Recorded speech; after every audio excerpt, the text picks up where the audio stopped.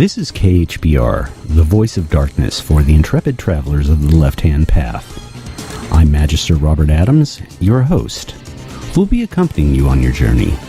So get ready, sit back, relax, and prepare to Kefir and remanifest. Welcome to KHPR, the voice of darkness. I'm Magister Robert Adams, your host, and with me today we have not one, but two Setians. We have Priestess Siobhan McGowan and Adept William Melmoth. And today the subject that we're going to be talking about today is the Irish magical practice of Ogham. Siobhan, William, thank you for being here today. Pleasure to be here.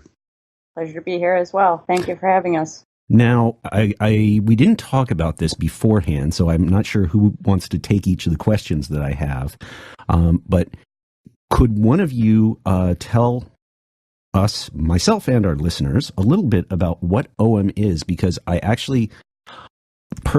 have a runic background, but they're in the Germanic runes, and I really don't have much knowledge of Ogham and how it works.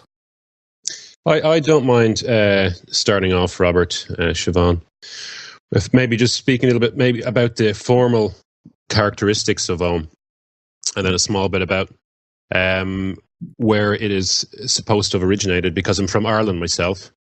So I've been fortunate enough to travel to many of the places where you'll find Ogamic standing stones in Southern Ireland with my partner. So I can talk maybe just a small bit about that. This is obviously where people are going to be listening to us here. So it'd be handy if they typed into a Google image search Ogham, and you'll see the alphabet pop up. It almost looks a little bit like uniform or something. There's a series of 4 different groups in the traditional Ogamic grouping. There's 4 different groups, or Acme as they're called, and there's 5 letters in each group. Normally the letters are written along some sort of a stem line. So if you imagine a vertical straight line, and then you'd have nicks coming out to the left and right, or diagonals coming across the stem line. And I think, if I'm remembering correctly, the last of the groups is the key really to the origins of Ogham. And the last of the group's letters roughly are like A, E, I, O, and U in how they're arranged. Which would mean possibly that, I've read this actually in a number of different books, that the basis of the Ogamic alphabet would be using the Roman Latin alphabet as its prototype. So if you imagine that the earliest Ogamic inscriptions, I think, is from about 4th century in Ireland. Ireland was Christianized in the 3rd or 4th century. And I think the first areas to be Christianized are the most densely populated with Ogamic inscriptions, which is Southern Ireland, like Cork, Kerry. I think it's Cork, Kerry, and Waterford have the most amount of Ogamic inscriptions there. So it was set up possibly to work in competition to the Roman Latin alphabet. The use of Ogham as a divinatory tool, and we can talk maybe a little bit about what divination is in a short while, but the use of it as a divination tool is relatively modern. We actually don't have any evidence of Ogham being used for divination, but we do have Ogamic inscriptions for like borders and frontiers, deceased men, ancestors, that type of thing. But it seems to have started, or seems to have sprung up around about the time that Ireland was Christianized, and uses the Roman Latin alphabet as a prototype for its grouping and for its ordering. Even though, as an alphabet itself, it's still unique. Interesting. Siobhan, would you have anything to add to that? Well, there is the 5th group too that Bill did not mention. That the Forfea. They're the extra letters, and they're not actually the tally marks with the straight lines. They're like little glyphs, and they think that is a much later addition, probably. Is it the medieval period, Bill? I can't remember. Yeah. It's tricky with all this stuff because the Celts, and particularly the Gaelic Celts, like the Irish and the Scots, they didn't leave a lot of written records. And so it's kind of an ironic thing that what we do have that is written of their very early histories and whatnot is actually from the Christian monks that, tried to preserve it. So kind of have to read between the lines as to what things really mean, because, they would take that stuff and sort of co-opt it for their own purposes.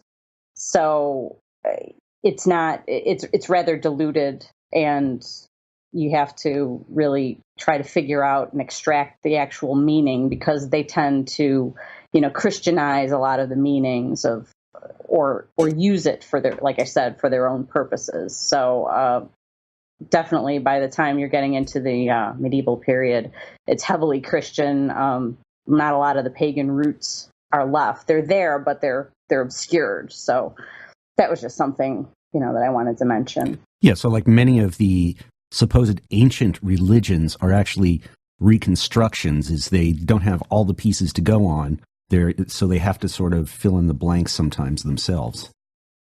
Right. Absolutely, yeah. Could one of you talk a little bit about some of the origins and what exactly had been found that gave us a start on learning about this? I think, I suppose actually this kind of relates to what Siobhan was saying too about, source material. Around about the medieval period, about the 13th or 14th century, there was a book that was written. It was not transcribed, but it was written by scribes. The Book of Ballymote, and in that they talk about the mythic origins of Ogham. And if you think of, I suppose, mythology having its basis in culture, it's kind of a way of understanding the Celtic mindset. Again, though, you have to take this. You have to kind of pass it through a filter, because it is going to have, I suppose, it's going to be a Christian interpretation. But the Book of Ballymote has the history of Irish mythology and the creation of Ireland. Actually, it's really interesting. And then another book called the Larg of Ala Erin, which is the Book of the Takings of Ireland, I think is what it's called. That's the book that actually describes the creation of Ireland. And then, all right, my pronunciation is going to be really bad here, so Siobhan, you might be able to help me out. An Irishman asking an American proper Gaelic pronunciation. Siobhan plays the harp, everything, the Arisepnaces, Arisena-Eses, how do you know, is that the right pronunciation? Do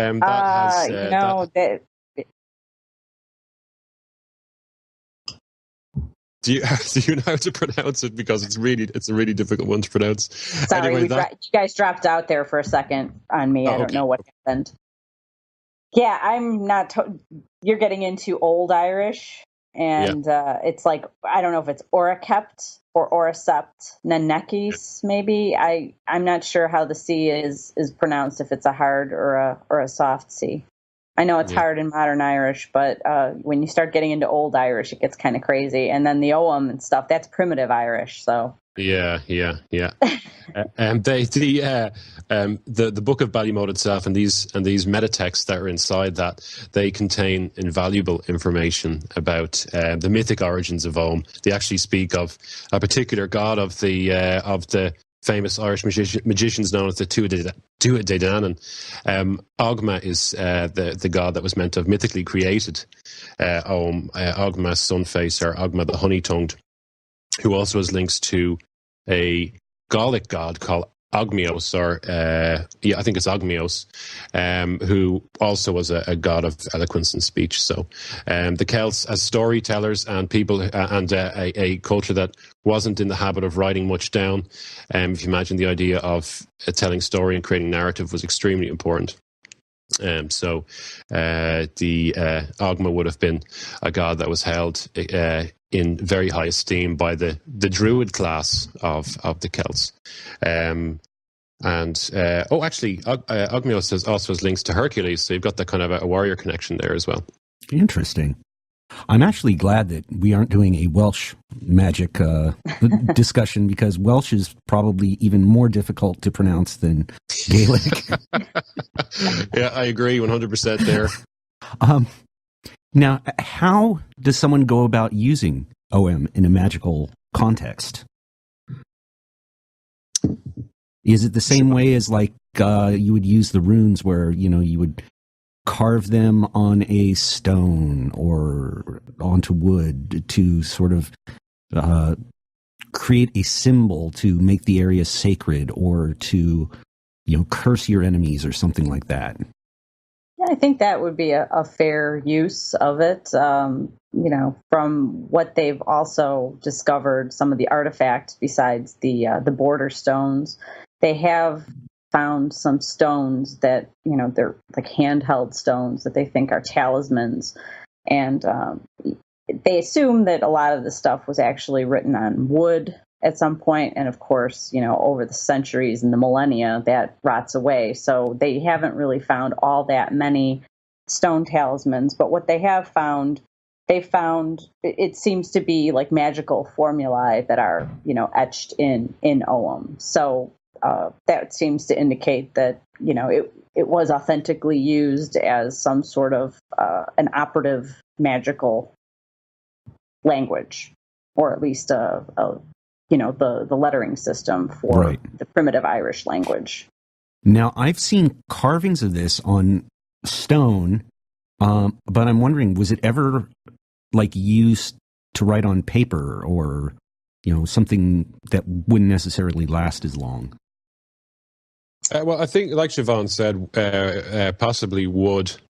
There's a story in the Labour Ogham in the Book of Ballymote about I think it's a message to Lou, which is the Irish I suppose the Irish Lucifer, really, the Irish Lightbringer, and I think the message had 7 bees on a branch of birch. Now, if you imagine that,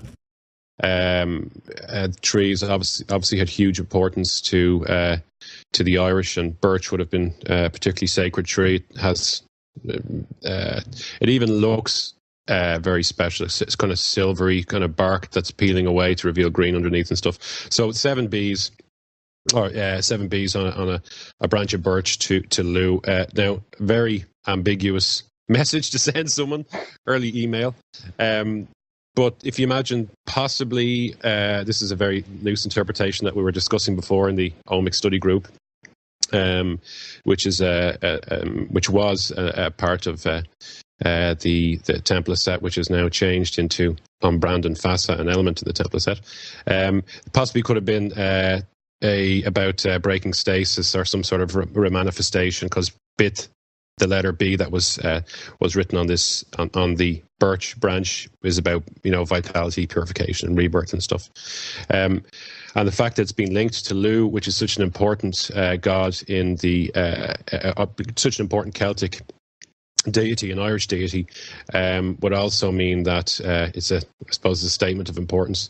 And then the other time in mythology where Ogham is used for magical reasons is, I suppose you could use it, you could be said as for defensive reasons, is in a story called the Cattle Raid of Cooley, which is the greatest Irish warrior is a chap called Hugh Cullen, and basically took on all the armies of Ireland, and he had to protect Ulster on his own, and he held back the armies by carving Omic inscriptions on pieces of wood and leaving them in their path.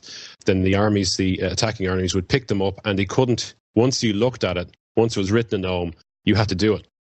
So it was that important, if it was written down, that this couldn't, you had to, whatever it was, you had to, ride your chariots, jump over a river, or do something like that, some sort of a challenge that you couldn't turn down. So it's there, it's mentioned in early Irish literature in a magical context in that sense.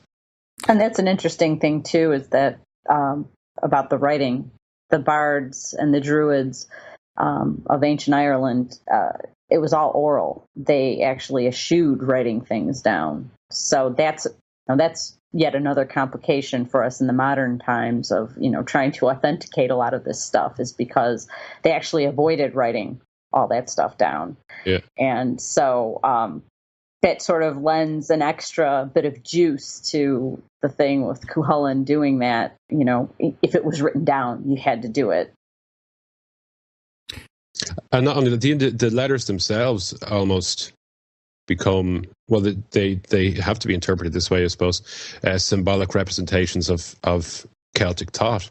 So if you're not familiar with the mythology or the cosmology or cosmogony, you can't use this correctly as a tool because you're not familiar with it, the context that it's come from, I suppose, like any form of divination, it'd be no different to using I Ching or the runes. It requires an understanding of the universe in the same way as its creators, so to speak.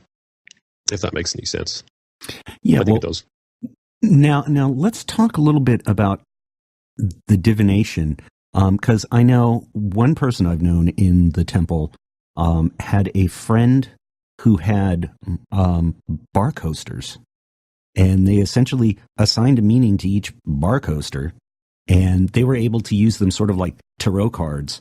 And, so it's a very strange way of doing it, but I mean, kind of like MacGyver style divination. Yeah. Well, I think you can do that. Yeah. Yeah. I think they were talking about divination one night, and, they just decided on a lark they were going to come up with a new way. Yeah.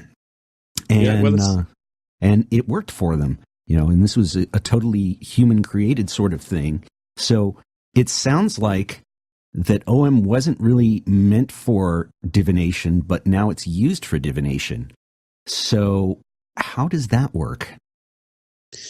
Yeah, well,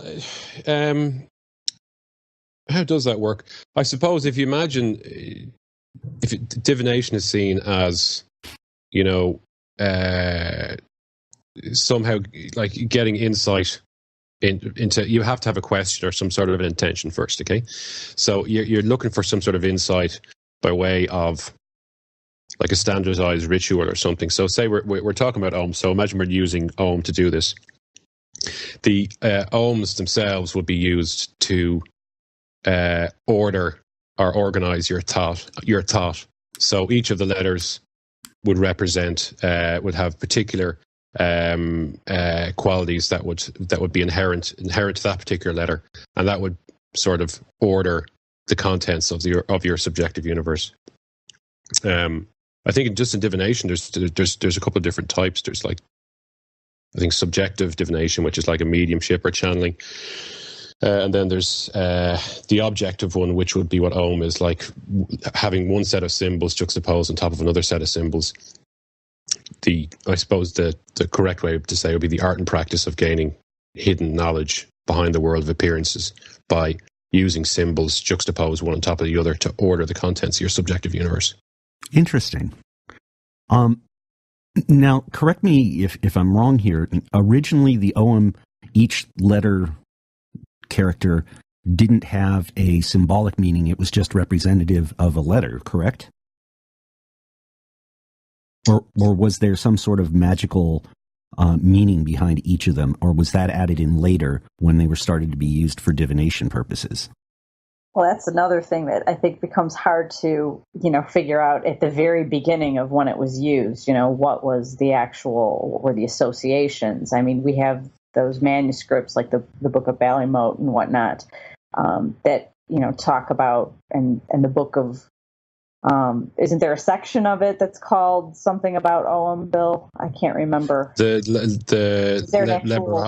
Yeah, Ogham. Yeah, I was going to say the Book of Ogham, and I didn't want to get it, mixed up or conflated with Michael Kelly and Edred Thorson's Book of Ogham that we've actually cribbed a lot of, the things that we've done from in the Olmec Studies group and brought on FASA. But that was medieval. That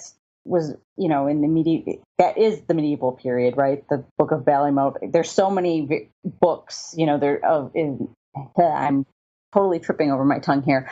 I'm thinking of all these books going through my head throughout the Irish literature of what is written. There's like the Yellow Book of Lacan, and the Book of Ballymote, and the Book of Invasions, and the White Book of this, and the Black Book of that, and all that. And it's sometimes hard to remember which one is which in historical context, but they do have some associations in the Book of Ogham or Ogham. And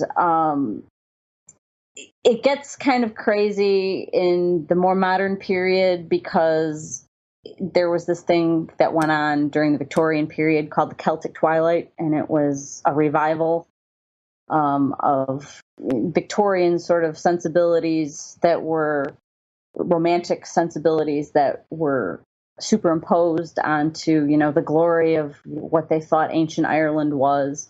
And they took things from sources that were not necessarily completely authentic. Predating the Celtic Twilight, you had a Welsh poet by the name of Iolo Morganwg, and he, I think, actually came up with a lot of poetry and symbolism and whatnot that people in the Celtic Twilight that were involved in the whole Celtic Twilight took, sort of at face value. And then later on, we had Robert Graves writing, I think it was The White Goddess, and he took, I think, some of maybe Morganwg's stuff, and then he had his own interpretations that he came up with too. I think he did rely on one of the Olmec scholars, R.A. McAllister, but a lot of his stuff, because I think Graves was an archaeologist or something, but I don't know if he did like Greek antiquities or something. The Celtic stuff was not his forte, and he took a lot of liberties with it, and he wrote it down in The White Goddess. And the whole neo-pagan movement in the early 20th century kind of took his book and just ran with it. So a lot of the more modern interpretations of the Ogham come down from Robert Graves's book. And if I remember correctly, all of his Oghamic meanings are all tree derived. Mm-hmm. Yeah. And it's been found, rather, recently in the latter half of the 20th century that some of them are tree derived and some of them are not tree derived. So it's not, Ogham for a very long time was just basically like the tree alphabet. And so it was all about the lore of trees. And that's not really correct. It's kind of a misnomer. There was some tree stuff in it, but there are also a lot of other kennings and whatnot for the letters that don't necessarily fit into that whole tree schema. So, this stuff gets all, obfuscated and conflated together, and it's really hard, to figure out who's doing what, because, they're putting it off, or it has been traditionally put off or put forward for a long time as authentic. So, and I can't even remember what I was getting at from the original, but the whole idea that you have somebody from, I think Iolo Morganwg was from the 18th century, so the early 1700s, mid 1700s, and then you had the Victorians taking his stuff, and then you had Graves, looking at their stuff, and so not that coming up with innovations is wrong in any way, but when you have all this, layering upon layering of people saying, well, this is authentic, and then this is authentic, and this is authentic, and it's coming from, third or fourth generation of something that really wasn't completely authentic to start with. It sort of clouds the waters and makes it, really hard to distinguish what's authentic and what's not authentic. And when you find out that this stuff isn't authentic, then you're kind of like, okay, why were we going with this for so long and saying it was authentic? Why didn't you just say it was an innovation and, we just go from there? Well, and I think one of the important things to add, too, is that it may not be authentic. It may have been added in after the fact, but yet at the same time, it doesn't mean that it doesn't work, because there are people that have used it, have shown it does work, and then they find out, oh, that wasn't really the way it was supposed to be done. But absolutely, I think that all the authors there that Siobhan was talking about would agree that one of the uses of Ogham would be as a type of memorization, and the Celts not having any written tradition, and then possibly needing to have a 20-year apprenticeship to become a druid or become of the druid class. You'd need some sort of ordering, some sort of way of organizing your thoughts. And Ogham itself, and the different kennings that were mentioned, that Siobhan mentioned, such as their relation to trees, they also relate to animals, to colors, to numbers. All these would help in the process of that type of ordering, which would then move on and lead, ordering then would lead to a type of, I suppose, even a type of cosmology as well. So in that sense, using one of the uses of Ogham as for using that type of ordering, you could liken that then to your friends who are using the beer mats to divine as well. It's the same process, that type of ordering, the sort of structuring of your thoughts, like mapping and classifying, is essential to, I suppose, to magical practice. Yeah. Now, one of the things that has been brought up several times, and I think this would be a perfect time to talk a little more about it, is the Ogham Studies Group and the new name that it has that I wouldn't be able to pronounce correctly, so I'll let you do that. I think we should talk a little bit about that, because I know there are people on some of the boards that I'm on that, they want to find out what we do within the Temple of Set. And, I think this is a perfect example of one of the things that we do. And Siobhan, I believe, aren't you the person that's running the Ogham Studies Group, correct?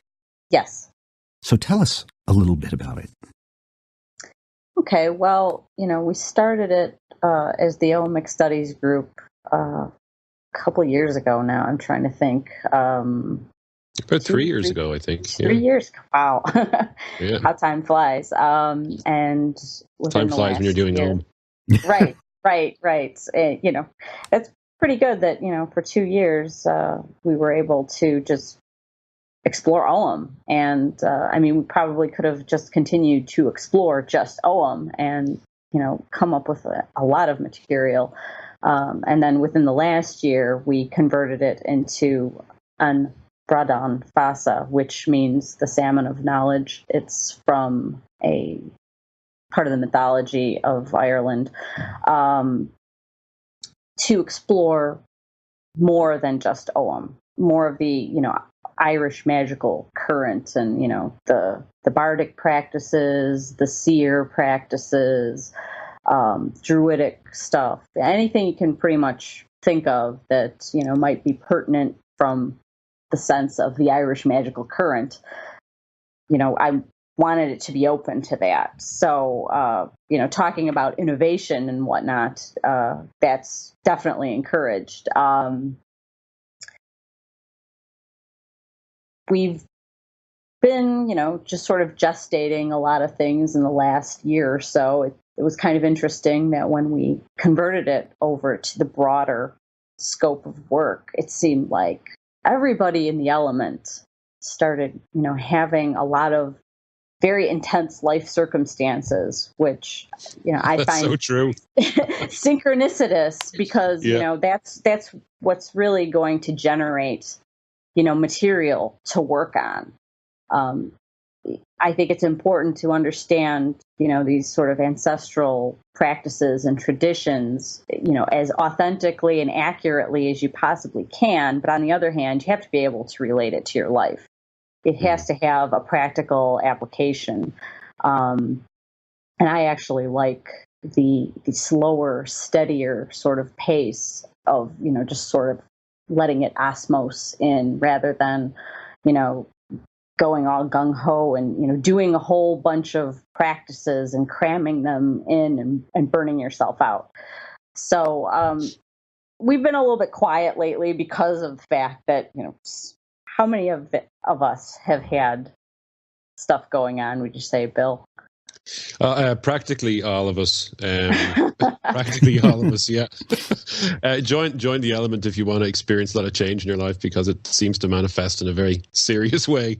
But it's from. I mean, when Siobhan originally started the Omic study group, I was actually looking for to learn more about divination, and it was perfect timing. So I'm being Irish myself, and we all studied Michael Kelly's Book of Ogham, I think. And we even corresponded with each other. We would do Omic group workings, asking a general enough question, like maybe something like, what truths do I need to know now? And you'd do an Omic working, and then you'd interpret what views. There's a couple of different methods of divining that you can find in Michael Kelly's book. The experience, because we worked very, very intensely for those 2 years, including meeting over in the States and doing working practically with the whole group. Isn't that right, Siobhan? Yes. During conclave, and so it was a small group. It was very intimate. It was very, very intense, and that passes through to all other magic that you do, every aspect of your life.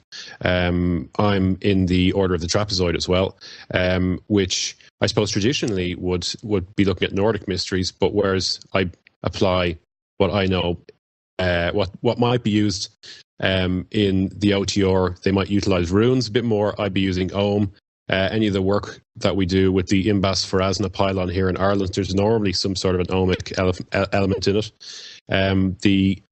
We had a Euroclave here a few years ago, and we had a very large group working out by like a 3,000, 4,000 year old dolmen stone, and all the participants that were there were each given a piece of oak with an Omic letter on it, and they were given a small bit about what that letter was, what they represented. And I think that there might have been 25 or 30 of those ohms left inside the dolmen stone.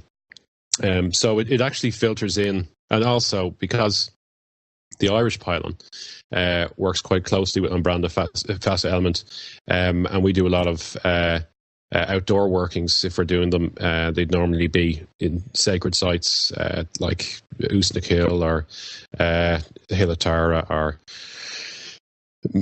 Maeve's Tomb in Sligo or somewhere like that. And because you're studying the mythology, because you're in the location, because you're familiar with the stories, because you understand the language and the origins of the language, it just filters into how you, I suppose, not only how you use your magic operatively, but also how you read and interpret your results when they come back to you. You know, so it's had a huge influence on well, certainly on all the Irish Setians.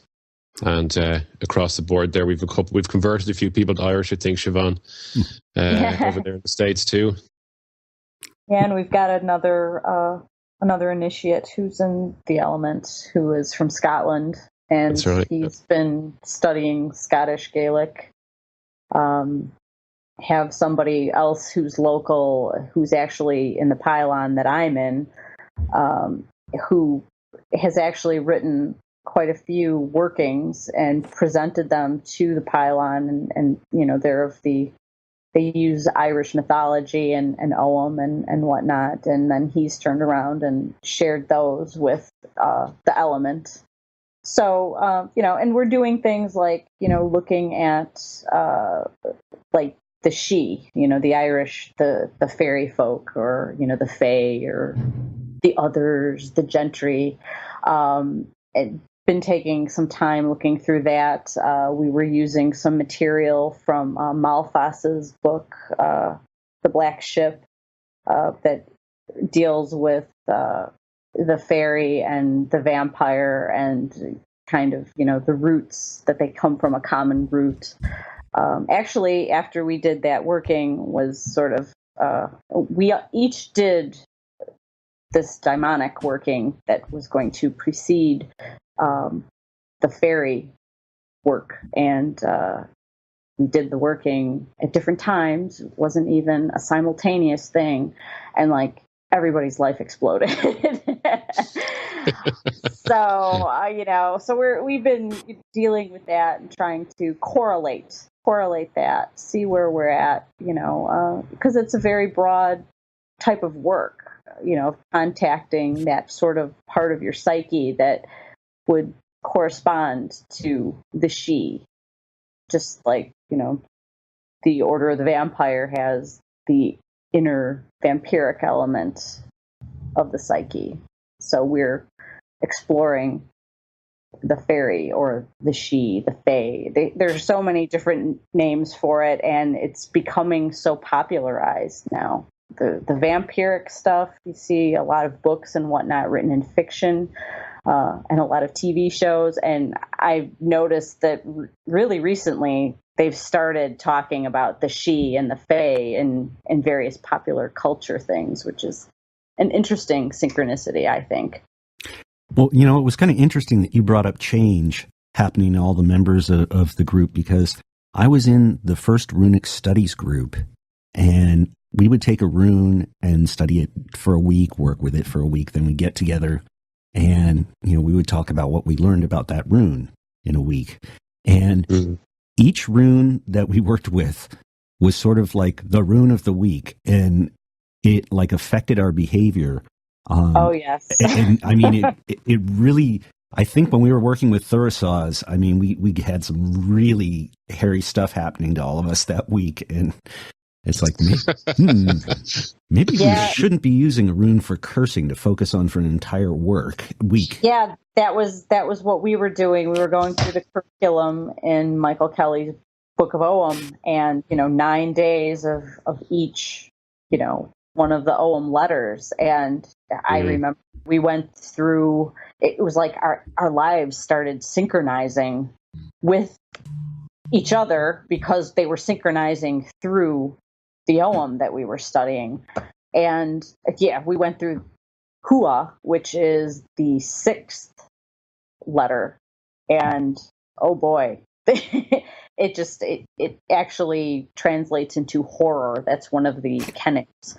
And it was just awful stuff happening to everybody. So. You had a pretty hard time with that stuff, if I remember correctly. Oh yeah. Yes, I did. And twice. I had started it twice, before. Yeah. The year before, I think I only got maybe halfway through the second ECME, and then I was doing it again, the year after that, and going, I'm going to go through, the whole thing.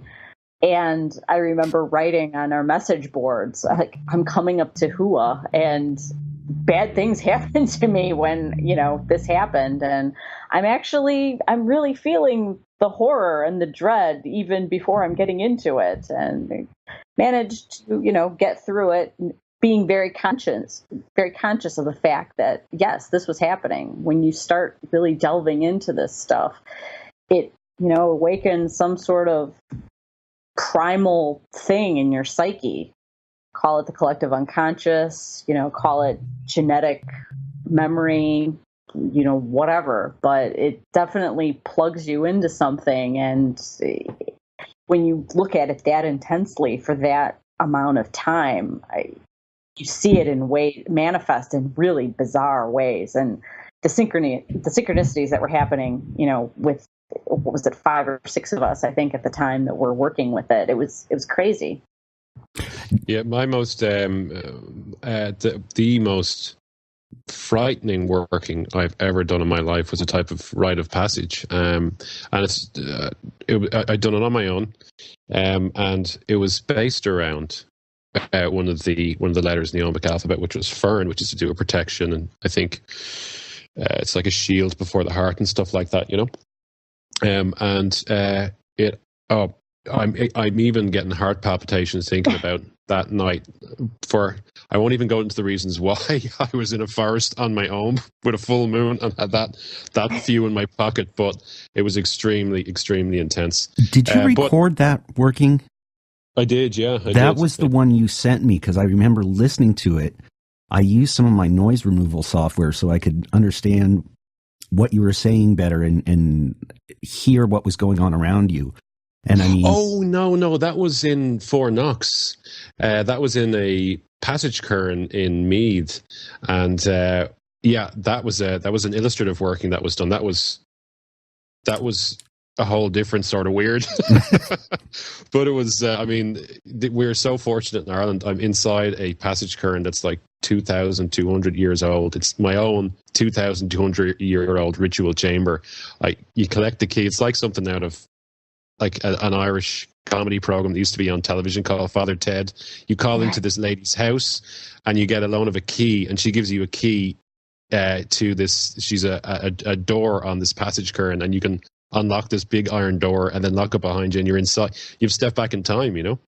That was a different working, but actually there was Omic letters mentioned in that, if I remember correctly, because I was just doing an illustrative working. I won't go into the particulars of what the work was about here on this podcast, but I was literally speaking what came to my mind's eye. And if I remember correctly, I haven't read that transcript in quite some time, but if I remember correctly, there was a number of Omic letters mentioned in that. And I wasn't consciously trying to control what I was saying. You know, if you close your eyes, if you press your palms against your eye sockets, it's like your own Rorschach ink blot test. You start seeing shapes and patterns appearing in front of you, and as you interpret them, you just start talking about that interpretation. And there was a good few mentions of different Omic letters and the qualities that are associated with those letters in that particular working. Yeah. So yes, they're a very powerful tool. Interesting. Well, Siobhan, William, I would like to thank you for talking with us today about Ogham, and I'm sure it's something that our listeners are going to get quite a bit out of. You're very welcome. It was a great pleasure. Yes, it was a great pleasure. And I'd also like to add that William is going to be back again, probably with the next show that we do, to talk about the command to look.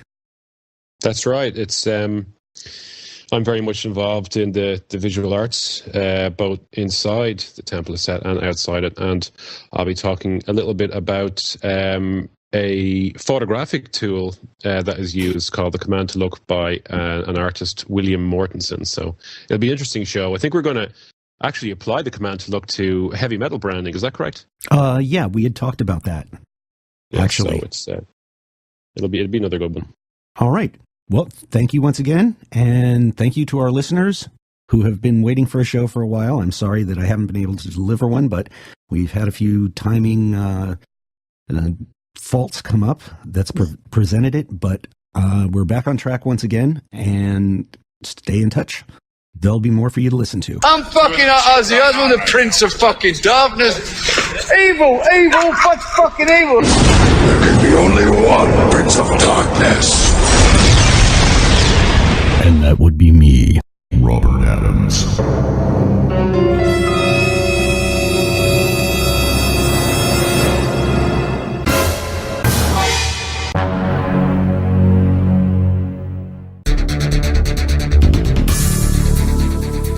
You've been listening to KHPR, the Voice of Darkness. If you have any questions or comments, you can email them to us at khpr@kefir.org. Thank you for listening, and we hope that we've been able to bring about some change for you.